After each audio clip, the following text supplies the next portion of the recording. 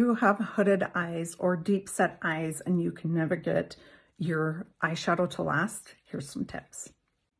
Always, always, always start out with an eyeshadow primer. Primer is going to help grip the eyeshadow to help it stay on all day. It's also going to create a nice barrier between your skin and the eyeshadow.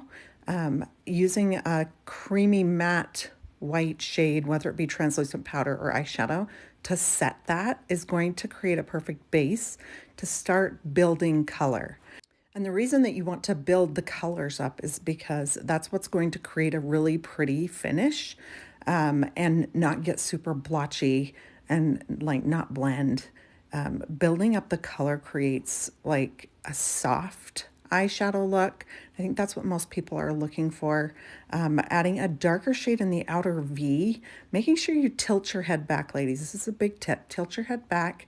It'll give you a better angle to bring that transition shade up higher than in the crease, which is going to help shrink that hooded eye, or for me, the deep set socket. So adding the deeper color is going to add depth and dimension.